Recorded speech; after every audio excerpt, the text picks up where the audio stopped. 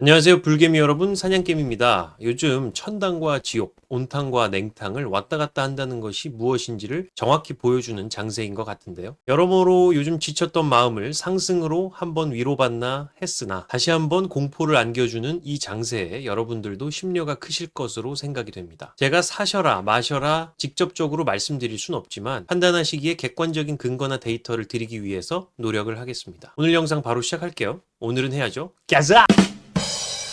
3월 3일 새벽에 트럼프 미국 대통령이 자신의 소셜미디어인 트루스 소셜에 이런 글을 올렸습니다. 암호화폐 전략 자산에 SRP, 솔라나, 에이다를 포함을 시키겠다. 그리고 추가적으로 비트코인과 이더리움까지 사랑한다. 이런 이야기를 하면서 비트코인은 하루 만에 종가 기준으로 9.53%가 상승하는 기염을 토했죠. 자, 근데 3월 4일인 오늘 다시 그 상승분을 그대로 반납을 했고요. 그 이하로 좀 더 떨어져 있는 상태입니다. 트럼프 대통령이 우크라이나 젤렌스키 대통령과의 설전 이후에 광물 협정을 위한 강한 카드를 꺼낸 모습인데요. 따라서 시장은 관세 걱정과 더불어서 이거 러우 전쟁이 장기화되는 거 아니야? 이런 불안감에 투매가 나오고 있는 상황인 것 같습니다만 저는 이 이슈 또한 결국 트럼프가 본인이 원하는 것을 쟁취하기 위한 과정일 것이라고 생각을 합니다. 트럼프 대통령의 협상 형태가 보통 아주 뜨거운 맛을 보여준 뒤에 그것보다 조금 덜 매운맛을 느끼게 해줌으로써 덜 매운맛을 받아들일 수 있게 만드는 전략을 쓰죠. 본인이 원했던 것은 어차피 적당히 매운맛이었겠죠. 자, 제가 텔레그램에서도 한번 말씀드렸지만 우선 저는 이 3월 3일 새벽에 비트코인이 쭉 올랐을 때 평균 단가 이상으로 계좌가 전환이 됐었어요. 그래서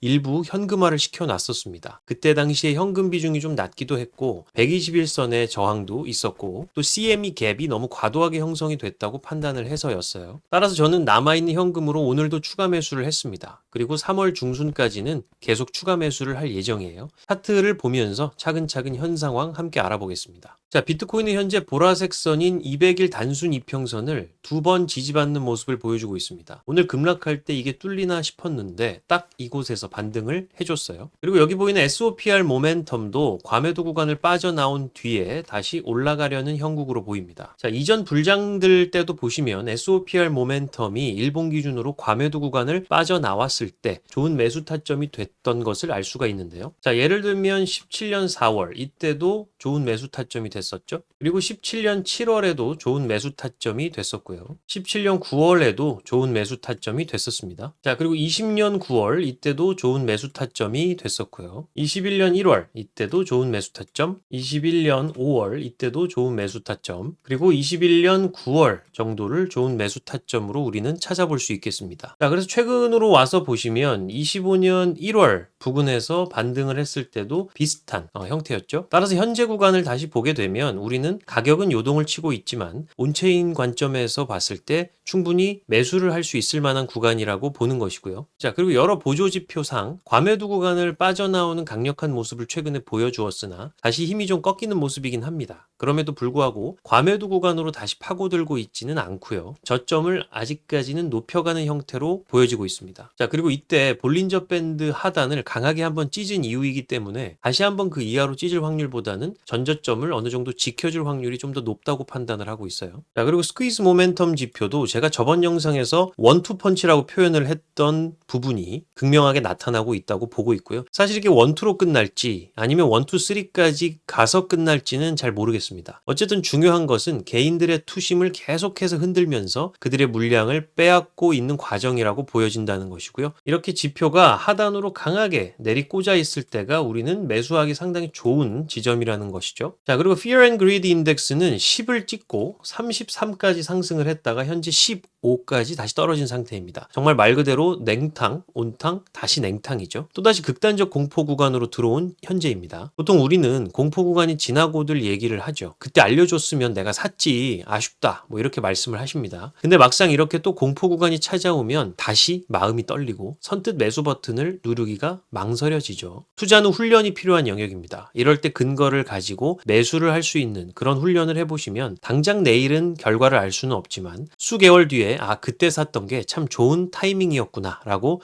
느끼실 수 있을 겁니다. 자, 그리고 3월 3일에 급격한 상승으로 인해서 CME 갭이 아주 크게 발생을 했습니다. 그 갭을 현재 모조리 메운 모습이에요. 보통 이렇게 갭 상승을 한 CME 갭이 있으면 갭을 메울 것이라는 불안감이 조성이 되고요. 근데 막상 갭을 다 메운 뒤에는 이제 다 메웠으니까 더 단단해졌고 가격의 비효율성이 해결이 됐으니까 한번 들어가 볼까 하는 매수 심리들이 슬슬 들어오게 되죠. 이게 온탕으로 계속 갔으면 우리는 더 좋았겠지만 시장은 이렇게 높은 확률로 가격의 비효율성을 메우고 다시 출발하곤 합니다. 놀랍지는 않은 일이에요. 사실 이 구간도 한번 보시면 이때도 CME 갭이 급락으로 인해서 갭 하락이 발생을 했었죠. 역시나 바로 그 다음날 다시 강력하게 말아 올렸던 것을 알 수 있고 그 갭을 모두 채운 이후에는 다시 하락 추세로 떨어졌던 것을 알 수가 있습니다. 그렇다면 오늘은 바로 이 경우와 반대인 거죠. 갭 상승이 발생을 했고 그 갭을 현재 채웠으니 이제는 올라갈 수 있는 확률이 더 높아졌다라고 보는 것이 맞겠습니다. 자, 이제는 온체인 데이터 몇 가지를 좀 살펴보겠습니다. 90-day momentum gradient measure를 보시면 현재 마이너스 2 표준 편차 구간을 강하게 찢은 뒤에 다시 마이너스 1 표준 편차 부근까지 회귀한 상태입니다. 과거에도 이러한 경우가 수차례 있었죠. 과도한 급락이 나올 때 발생을 했었습니다. 보시면 즉시 반등을 했던 때도 있었고 그렇지 않았을 때도 있었지만 전반적으로 중기적인 관점으로 보았을 때는 충분히 매력적인 타점들이 될 수가 있었다라고 생각해 볼 수가 있죠. 저는 지금도 이 생각은 변함이 없습니다. 수개월 뒤에 검증이 되겠지만요. 그 다음은 리테일 인베스터들입니다. 그들의 이체량을 기준으로 개인들의 수요를 파악을 해보는 거죠. 주황색 실선이 실질적인 값인데 현재로서는 어느 정도 바닥을 다지고 있다고 표현하는 것이 맞을 것 같습니다. 그리고 여기 빨간색, 초록색 선으로 표현된 것은 30일 변화율인데 그 변화율도 어느 정도 0%에 가까워져서 안정화가 되고 있다는 느낌을 주고 있어요. 다만 아직까지는 오늘 급락에 대한 데이터가 반영이 안 된 지표이므로 하루 이틀은 더 지켜봐야겠습니다. 따라서 저는 오늘 이후로도 3월 중순까지는 충분히 모니터링을 하면서 추가 매수 대응을 하겠다는 생각을 하고 있어요. 자, 그리고 주황색 점선인 ADX 시그널 라인도 계속해서 올라가고 있는 형태입니다. 앞으로도 계속 출렁일 수는 있겠지만